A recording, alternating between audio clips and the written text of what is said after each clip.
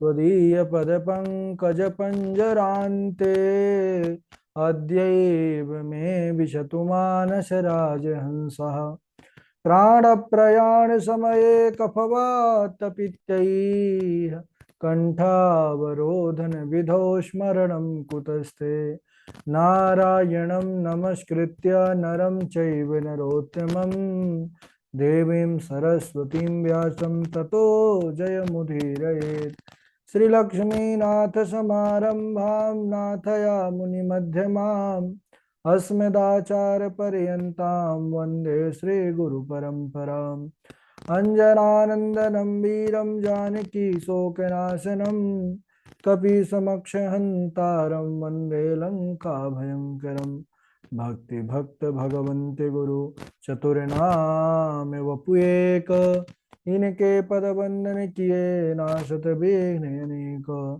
श्री श्यामाजू के पद कमल जब लग हृदय नवास श्याम भ्रमर आवत नहीं तब लगता के पास बोले वृंदावन बिहारी लाल की जय भागवत महापुराण की जय सुखदेव भगवान की जय परम मंगलमय परात्पर अखिलेश्वर अचिंत कल्याण गुणगण निधान सर्वेश्वर सर्वाधिपति अकारण करुणा वरुणालय अकारण करुणाकारक सकल जन कल्य सापहारक परात्पर पर ब्रह्म सच्चिदानंद स्वरूप परमपिता परमात्मा श्री राधा गोविंद सरकार राधा रमण बाधा हरण श्री बांके बिहारी लाल उनका यह वांगमय शब्दमय विग्रह श्रीमद् भागवत महापुराण कोटि कोटि नमन कोटि कोटि प्रणाम। इस परम पावन पुराण ग्रंथ पारमहंसों की पावन संहिता को परमाराध्य नंद नंदन यशोदा नंदन ब्रज रंजन देवकी नंदन श्याम सुंदर श्री कृष्ण के पाद पद्मों पर कोटशः नमन नतमस्तक बंदन एवं अभिनंदन। उनकी आह्लादनी शक्ति प्राण प्रिया जगत बंदनी वृषभानंदनी भासुती जगदीश्वरी बरसाने वाली श्री किशोरी जो के पावन चरणार बिंदों पर कोटशः प्रणति। समस्त भूतादिक श्री राम मैं सब जग जानी करहूँ प्रणाम जोरी जुग पानी। हम सबका यह परम सौभाग्य की भागवत साप्ताहिक कथा सीखने का सद संकल्प विचार लेकर के एक स्थान पर एक साथ जुड़कर इस पावन पुराण श्रीमद् भागवतम की तैयारी कर रहे हैं। हम सब कल बड़े ही पावन चरित्र पर बने हुए थे, चर्चा कर रहे थे भागवत जी के 10 लक्षण कौन कौन से। श्री भागवत महापुराण 10 लक्षणों से युक्त है। कौन कौन से? अत्र सर्गो विसर्गश्च स्थानं पोषणमूतयः मनवंतरे सानुकथा निरोधो मुक्तिराश्रयः। 10 लक्षण है सर्ग विसर्ग स्थान पोषण ऊति मनवंतरी सानुकथा निरोध मुक्ति आश्रय। यह 10 लक्षणों से युक्त श्रीमद् भागवत महापुराण है। और सुखदेव भगवान ने कहा कि हे राजन, अब यही 10 लक्षणों से युक्त श्रीमद् भागवत ज्ञान यज्ञ की कथा अब मैं तुम्हें सुनाऊंगा। राजा परीक्षित सुखदेव जी से पूछते हैं कि गुरुदेव, विदुर जी का मैत्रेय मुनि जी का समागम कहाँ पर हुआ और इन दोनों के मध्य क्या वार्ता हुई। तब सुखदेव मुनि कहते हैं, यदा तो राजा स्वसुतान साधून पोषणन्न धर्मेण विनष्ट दृष्टि भ्रातुर्यभीष्टस्य सुतान विबंधून प्रवेश लाक्षा भवने ददाह। हे परीक्षित, जिस समय अंधे राजा धृतराष्ट्र वह पुत्र मोह में भी उनके अंतःकरण के चक्षु भी मुंद चुके थे, यानी वह पुत्र मोह में भी अंधे हो चुके थे। वह अन्याय पूर्वक अपने पुत्रों का पालन पोषण कर रहे थे। उस समय उन्होंने निरपराध पांडव पुत्र पांडव जो सब तरह से योग्य थे, उन्हें लाक्षा गृह में जला करके मारने का भयंकर षड्यंत्र किया। परंतु जिसके रक्षक परमात्मा होते हैं, संसार उसका कुछ नहीं बिगाड़ सकता। मारने का बहुत प्रयास किया, लेकिन पांडव विदुर जी के सहायता से वहां से निकल करके बचने में सफल हुए। और जब वहां से वह जा रहे थे, मार्ग में भीमसेन का सामना हुआ एक हिडिंब नाम के दैत्य से। हिडिंब बड़ा बलशाली था, उसको बल का बड़ा अभिमान था, लेकिन भैया भीम से सामना हुआ था। तो भैया भीम ने उस हिडिंब नामक जो है दैत्य को भी मार दिए। तो हिडिंब को मारने के बाद भीमसेन के पौरुष को देख करके जो उनकी बहन हिडिंबा थी वह प्रसन्न हुई, और दोनों का जो है मोहित होने के बाद प्रेम विवाह हो गया। और बाद में जिसे घटोत्कच नामक पुत्र हुआ। पांडवों ने वन में निवास किया, अनेक प्रकार के कष्टों को सहा, है ना। जीवन में हम चाहे किसी भी महापुरुषों का जीवन देखें, है ना, स्वयं भगवान भी जब लीला करने आए उनका जीवन दर्शन करें, तो तब हम अगर इनके जीवन को समझ जाएंगे तो हम अपने जीवन के दुख, विपत्ति और कष्ट को भूल जाएंगे। ये 100% है अगर हमने इनको अच्छे तरह से समझ लिया। अरे पांडव ये साक्षात जो देव रूप लेकर के आए थे इस धराधाम पर, उनको भी देखिए कि वन में रह करके कितना कष्ट सहना पड़ा, जिनका अब हम आप साधारण मनुष्य हैं। हम अगर प्रतिकूल परिस्थिति में एक दिन फंस जाते हैं तो दुर्दशा हो जाती है। और उनका विचार कीजिए जो राजमहल पर जो जिनके पास अकंटक राज्य था, वो किस प्रकार से कई कई वर्ष वन पर रह करके कितना कष्ट सहते हुए उन्होंने जीवन व्यतीत किया। इसका वृत्तांत वर्णन आता है कई जगह पर, शिव पुराण में भी बड़ा आता है पांडवों का। तो कई बार यह बहुत दुखी होते थे, व्यास जी महाराज पहुंचते थे, समझाते रहते थे बीच बीच में जा करके। तो यहाँ पांडवों ने अनेक प्रकार के कष्टों को सहते हुए वन पर निवास किया। और जिस समय वह वन में थे, उधर महाराज द्रुपद ने एक स्वयंवर किया, जिसमें एक शर्त रखी गई थी द्रौपदी के विवाह की, कि जो तेल में चलती हुई परछाई को देख करके मत्स्य भेद कर देगा, उसके साथ ही इनका विवाह होगा। तो महात्मा वेश में पांडव भी वहां पर पहुंचे उस सभा में। भगवान भी थे, श्री कृष्णचंद्र द्वारिकाधीश, वह तो देखते ही समझ गए। और पांडवों ने भी मन ही मन प्रभु को प्रणाम किया। अब इधर कई देश विदेश से राजा राजकुमार आए थे, सबने बड़ा प्रयत्न किया, बहुत तो धनुष नहीं उठा पाए, जिनसे धनुष उठा प्रत्यंचा नहीं चढ़ा पाए, जिन्होंने प्रत्यंचा चढ़ाई मत्स्य भेद नहीं कर पाए। और इधर कर्ण भी आया, कर्ण ने धनुष भी उठा लिया, प्रत्यंचा भी चढ़ा लिया, वह भी बड़ा धनुर्धारी था, वह चाहता तो मत्स्य भेद भी कर देता। लेकिन भगवान श्री कृष्ण के इशारा करने पर द्रौपदी ने कहा मैं एक राजकुमारी हूँ, किसी सूत पुत्र से विवाह नहीं करूंगी। इस प्रकार वह अपमानित होकर के सभा से बाहर ही निकल गया। तब दुर्योधन ने अपना अंग देश प्रदान करके अपना मित्र बना लिया कर्ण को। और जब किसी ने भी मत्स्य भेद नहीं किया, तब महाराज युधिष्ठिर ने आज्ञा दिया अर्जुन को। तो अर्जुन भगवान को प्रणाम करके उठे हैं, हाथ में धनुष उठाया, प्रत्यंचा चढ़ाई और पल भर में उस परछाई को देख करके मत्स्य भेद कर दिया। एक क्षण में मत्स्य भेद हो गया। चारों ओर जय जयकार होने लगी, पुष्पों की वर्षा होने लगी। तब भगवान श्री कृष्ण ने अब प्रकट किया, द्रौपदी को बताया कि ये गांडीवधारी अर्जुन है। तब द्रौपदी मैया ने वरमाला अर्जुन के गले में डाल दिया। पांडव द्रौपदी सहित माता कुंती के पास अपनी कुटिया में पहुंचे हैं। द्वार से आवाज लगाई कि मैया हम भिक्षा लेकर के आ गए। तो माता अंदर ही थी घर के, तो गृह के अंदर से ही आवाज लगाती है, ठीक है अगर भिक्षा लेकर के आ गए हो तो पांचों भाई आपस में उस भिक्षा को बांट लो। जिससे द्रौपदी के 5 पति हुए। लेकिन ये 5 पति हुए, ये हम सबको देखने में आ रहा है कि ये 5 पति हैं।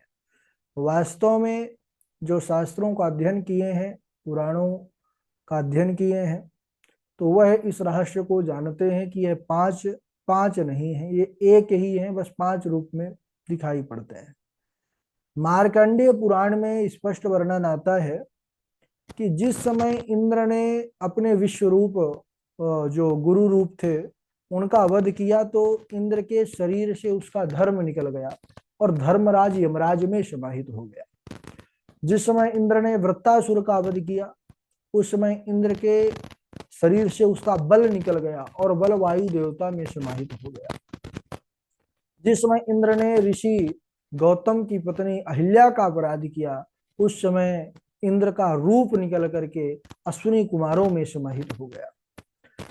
तो कालांतर में ऋषि दुर्वासा के वरदान स्वरूप जब माता कुंती ने धर्मराज का आवाहन किया उसके द्वारा युधिष्ठिर का जन्म हुआ। वायु देवता से इंद्र के बल के रूप में भीमसेन का जन्म हुआ और अश्विनी कुमारों से इंद्र के रूप उसके रूप में नकुल सहदेव हुए और अर्जुन स्वयं इंद्र ही अर्जुन के रूप में आए। और यह जो द्रौपदी है यह भी इंद्र की पत्नी सची ही है जो यज्ञ से उत्पन्न हुई। इस प्रकार यह पांचों पांडव एक ही है, इंद्र ही पांचों रूप में आए हैं और द्रौपदी भी उन्हीं की पत्नी सची हैं जो द्रौपदी रूप में आकर के यज्ञ से उत्पन्न हुई। अच्छा, इधर जब महाराज धृतराष्ट्र को यह पता चला कि पांडव तो अभी जीवित हैं, हमने उनको मरवाने का बड़ा प्रयास किया लेकिन मरे नहीं, तब उनको फिर हस्तिनापुर बुलवाया गया लोक लज्जा को देखते हुए और पांडवों को रहने के लिए महाराज ने खांडव वन प्रदान किया, यानी जो बिल्कुल भी व्यवस्था वहां स्थान की ठीक नहीं थी, लेकिन पांडवों ने उसको भी सहर्ष स्वीकार किया। अर्जुन ने भगवान श्री कृष्ण की सहायता से इंद्र पर विजय प्राप्त कर खांडव वन अग्नि को प्रदान किया और मैदानों की रक्षा की। और मैदानों बड़ा कारीगर है, यह असुरों का कारीगर है। उसने एक बड़ी सुंदर नगरी बनाई प्रसन्न होकर के। कौन सी नगरी? इंद्रप्रस्थ नगरी, जिसकी कारीगरी देखते बनती थी। पांडव जब बड़े समृद्ध हो गए तब उन्होंने राजसूय यज्ञ किया। देखिए, कथा से शिक्षा मिलती है कि जब परमात्मा हमको समर्थ बना दे, परमात्मा की कृपा से धन समृद्धि आ जाए, तो फिर उस धन का ऐसे यज्ञों में धार्मिक अनुष्ठानों में उपयोग लाना चाहिए, क्योंकि ना चाहने पर भी एक न एक दिन यह जो द्रव्य धन है यह नष्ट हो जाएगा और कुछ ही दिनों के लिए हमारे पास होता है। लेकिन जो बुद्धिमान होते हैं, महापुरुष होते हैं, उस समय का सदुपयोग करके उस धन को जो है धर्मार्थ कार्यों में लगा करके अपना इहलोक और परलोक दोनों संवार लेते हैं। लेकिन कुछ ऐसे होते हैं जो महाराज बड़े कृपण होते हैं और जोड़ते जाते हैं और जब जाते हैं तो एक आना साथ में नहीं ले जाते हैं। सब यही क्यों, ना तो धर्म किया है और ना ही उसका उपभोग किया, बस यहीं रह गया और भजन नहीं होता तो कर्तव्य भी फिर ऐसे ही इधर उधर घूमते रहे कई जन्मों में। तो यहाँ पर जब पांडव समृद्ध हो गए तो सबसे पहले उन्होंने राजसूय यज्ञ किया, भगवानों का यजन किया और राजसूय यज्ञ में उन्होंने बड़ा सुंदर पूरा सभी देवताओं का आवाहन किया। अब उस यज्ञ में अग्र पूजा जब भगवान की होने लगी, द्वारिकाधीश प्रभु की, तब उनकी ही बुआ का लड़का शिशुपाल वह खड़ा हो गया और भगवान को अपशब्द कहने लगा, गाली देने लगा कई प्रकार की। भगवान ने तो उसके 100 अपराध क्षमा करने के लिए पहले ही प्रतिबद्ध थे, तो 100 अपराध तक तो वह सुनते रहे। लेकिन जैसे ही शिशुपाल बढ़ता गया, 101 अपराध किया, भगवान के हाथों से चक्र सुदर्शन निकला है हाथ से और सीधा शिशुपाल का सर धड़ से अलग कर दिया। अच्छा, भगवान के चक्र सुदर्शन की इतनी तीव्र गति थी कि भगवान की अंगुली से रक्त की धारा चल पड़ी। जैसे ही द्रौपदी मैया ने देखा कि प्रभु द्वारिकाधीश के हाथ की अंगुली से रक्त की धारा चल रही है, तुरंत उन्होंने अपनी नवीन साड़ी को फाड़ करके एक उसका टुकड़ा और भगवान के उंगली पर लपेटने लगी। प्रभु द्वारिकाधीश के आंखों में आंसू आ गए। कहने लगे, अरे बहन, ये मेरे छोटे से घाव के लिए तूने अपनी इतनी कीमती रेशमी साड़ी को एक पल में तूने फाड़ दिया। अरे क्या आवश्यकता थी इसकी। तब बहन द्रौपदी ने बड़ा सुंदर भाव दिया। कहने लगे कि हे प्रभु, सुनो प्यारे भाई घनश्याम, आपके आवे जो काम, चीर दूं मैं नसों को, यह तो रेशम के धागे हैं।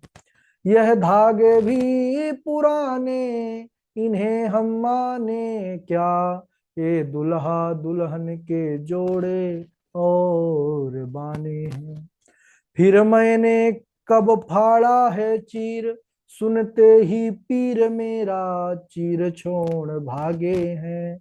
वे धागे हैं अभागे, जो ना लागे काटी अंगुली पर, जो लागे काटी अंगुली पर भाग्य उनके ही जागे हैं।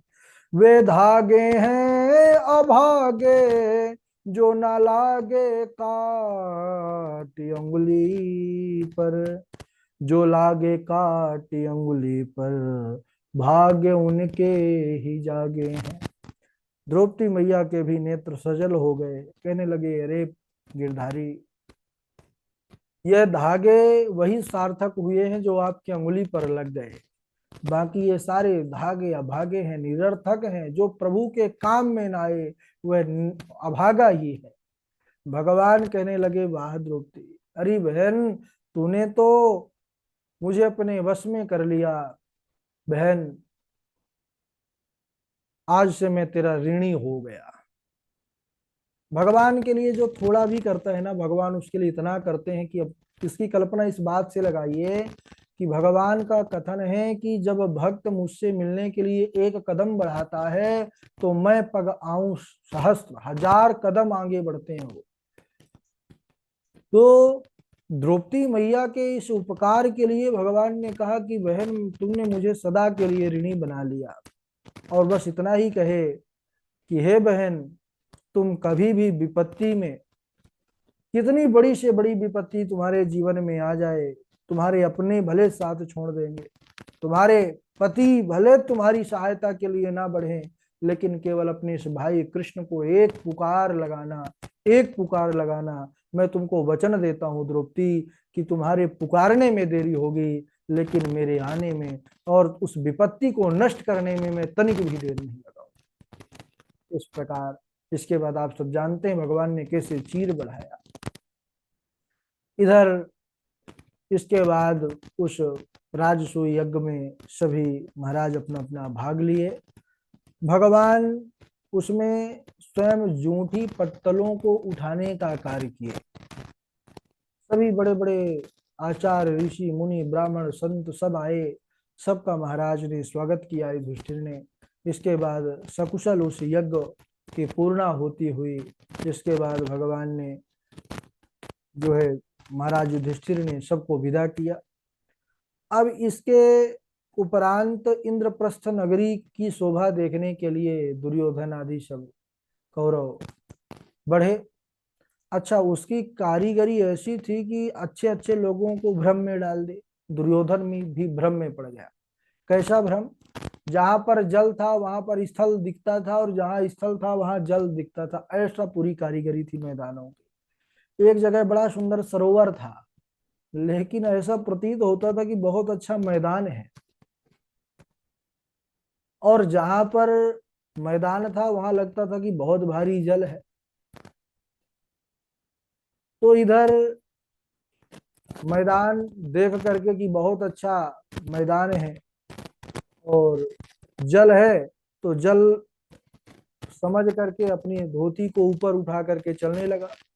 लेकिन जब दुर्योधन अंदर गया तो देखा ये तो जल नहीं, ये तो स्थल है। सोचा अरे धोखा खा गया। और अंगली थोड़ी दूर पर गया तो वहां तो सही में जल था, लेकिन वहां ऐसा लग रहा था कि बहुत अच्छा जो है तो चबूतरा बना हुआ है, बैठने की व्यवस्था। वैसे ही दौड़ करके दुर्योधन भागा, लेकिन वहां तो जल था, स्थल था नहीं। और सीधे धोखा में गया और धड़ाम से गिर पड़ा, पूरे वस्त्र भीग गए। और जैसे ही वस्त्र भीगे तो इधर महाराज उठ करके देखा, द्रौपदी खड़ी थी।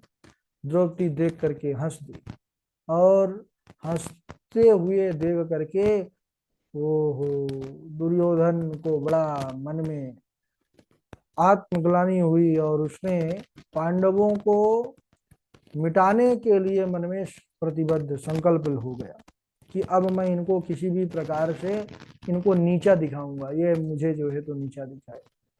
फिर शकुनी, जो मामा शकुनी, उसके शकुनी के छल भरे पासे जुआ के लिए आमंत्रित किया कि आओ भाई पांडव, हम द्यूत क्रीड़ा करते हैं। जुआ खेलने के लिए पांडव आ गए, गलती हो गई।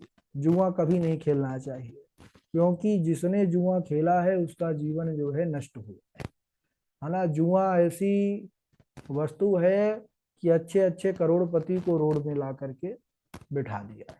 और पांडव भी महाराज ऐसी भाग और जीवन की नीति की वह भी आ गए और जुआ खेलने लग गए। किस प्रकार यह फिर शकुनी के छल भरे पासों पर अपना राज्य को गंवा बैठे, और कैसे द्रौपदी को भी दाव में लगा दिया और हार भी गए। और दुर्योधन कैसे निर्वस्त्र करने का द्रौपदी को अपने भाई को कहता है, दुशासन को, वह हम अगले दिवस श्रवण करेंगे, क्योंकि बड़ा पावन प्रसंग है जिसमें भगवान स्वयं कृपा करने के लिए आते हैं। आज यहीं तक। बोलिए वृंदावन बिहारी लाल की जय, भक्तवत्सल भगवान की जय। बारी बारी से श्लोक सुना देंगे। सर्वप्रथम हमारे झा जी हैं, झा जी के बाद इंदु पराशर जी हैं, इनके बाद डॉक्टर वैशाली जी हैं, और अरविंद शर्मा जी हैं, इनके बाद मानसी जी हैं, और शाम्भवी शुक्ला जी हैं, सुमन जी हैं, मनोज जी हैं, उज्जवल मोहन दास जी हैं, आकांक्षा शुक्ला जी हैं, संजय तिवारी जी हैं, कृष्णा जी हैं। चलिए प्रारंभ करें। राधे राधे जी। नमस्महे नमस्ये पुंत्वाद्य मीश्वरम प्रकृति।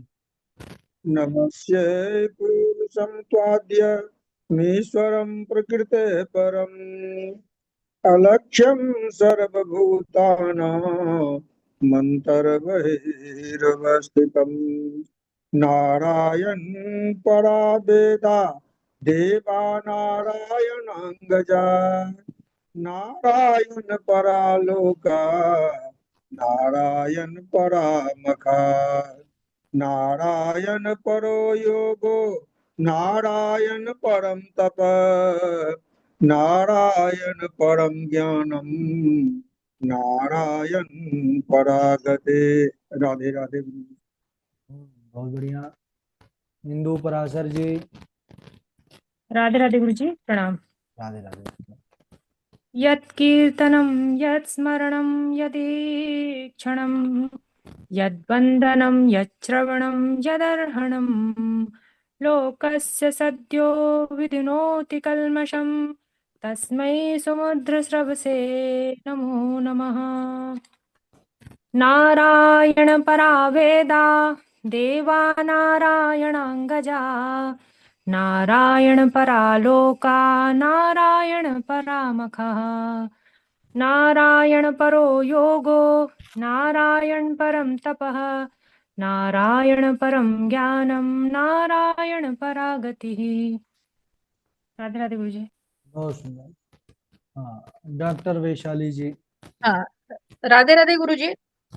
कामः सर्वकामो वा मोक्षकाम उदारदिः तीव्रेण भक्तियोगेन यजेत पुरुषं परम् श्ववीड्वरारोहोष्ट्र खरैः संस्तूत पुरुषः पशु न यत्कर्णपथोपेत जातु नाम गदाग्रजः। और आप सुनाए अरविंद शर्मा जी। अरविंद शर्मा जी नहीं जुड़े हैं क्या? श्याम करके जुड़े हुए हैं आप। उज्जवल मोहन दास जी। राधे राधे गुरु जी। हाँ राधे राधे। राम राम अखिलाधार प्रभावं न विदां मुदा नाम्ना कूदेनां क्षन्तुमर्हस्यतिक्रमम्। राधे राधे गुरु जी।